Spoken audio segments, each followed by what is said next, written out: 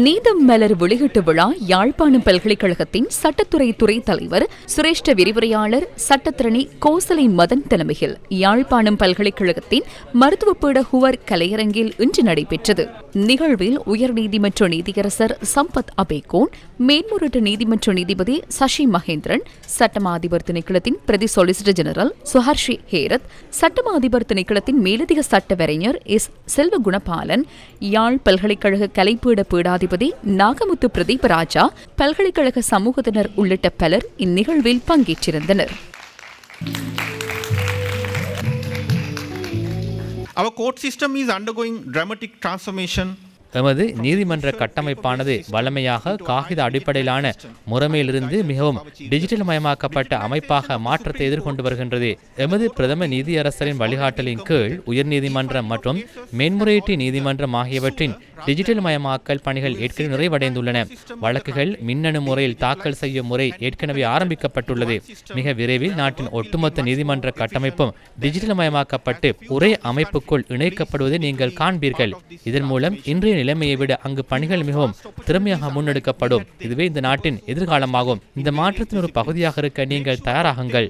Choose in this vast field called law. How the law governs the land of the northern people. வடபகுதி மக்களின் நிலத்தை சட்டம் எவ்வாறு ஆள்கின்றது என்பது போலவே அதை சூழ்ந்துள்ள கடற்பரப்பையும் சட்டம் எவ்வாறு ஆள்கின்றது என்பதையும் கருத்தில் கொள்ள வேண்டும். வடபகுதியை பார்ப்போமாயின் பாக்கூர் நீரிணையும் மன்னார் வளைகுடாவும் எமது நாட்டின் மிகவும் சட்ட ரீதியான சிக்கல்கள் நிறைந்த மற்றும் மனித ரீதியாக வேதனை மிகுந்த பகுதிகளாக திகழ்கின்றன. சட்டவிரோத மீன்பிடி, சுற்றுச்சூழல் பாதிப்பு மற்றும் மீனவ சமூகங்களின் வாழ்வாதாரம் சார்ந்த பிரச்சினைகள் சட்டத்தரணிகள், நீதிபதிகள், கொள்கை வகுப்பாளர்கள் உள்ளிட்ட பலருக்கு கடினமான சவால்களை ஏற்படுத்துகின்றன. இதற்கான சட்ட கட்டமைப்புகள் பெருமளவில் ஏற்கனவே நடைமுறையில் உள்ளது. எமது சட்டங்கள் சட்டவிரோத மீன்பிடி, வெளிநாட்டு மீன்பிடி மற்றும் தடை செய்யப்பட்ட மீன்பிடி என்பவற்றை தடை செய்கின்றது. மேலும் சர்வதேச ஒப்பந்தங்கள் இரு நாடுகளுக்கும் இடையிலான கடல்சார் எல்லைகளை நிலைநிறுத்தியுள்ளன. எனினும் இந்த சட்டங்களை முறையான வகையில் செயற்படுத்துவதிலும் இந்த நீர்ப்பரப்பை நம்பி வாழும் சமூகங்களுக்கு பாதுகாப்பை உறுதிப்படுத்துவதிலுமே உண்மையான சவால் உள்ளது.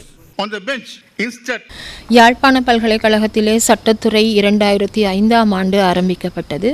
அன்று முதல் நீதம் என்கிற ஒரு சட்ட மாணவர் சஞ்சிகையை வெளியிடுகிற பழக்கம் இருந்து வந்தது. அதனுடைய தொடர்ச்சியாக இன்றைக்கு 10வது இதழ் வெளியீடு செய்யப்பட்டிருக்கிறது. இந்த விருந்தினர்கள் தங்களுடைய உரைகளின் போது சட்ட மாணவர்கள் சிறந்த சட்ட விற்பனர்களாக வர வேண்டுமாக இருந்தால் அவர்கள் கடைபிடிக்க வேண்டிய நல்ல பழக்க வழக்கங்கள் தொடர்பிலும் விழுமியங்கள் பற்றியும் ஆழமான அறிவுரைகளையும் ஆலோசனைகளையும் வழங்கியிருந்தார்கள்.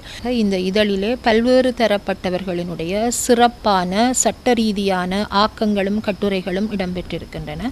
இவை எதிர்காலத்திலே சட்ட மாணவர்களுக்கும் சட்டம் சார்ந்த விடயங்களை ஆய்வு செய்பவர்களுக்குமான ஒரு மிகச்சிறந்த உசாத்துணை நூலாக இருக்கும் என்று நாங்கள் நம்புகிறோம்.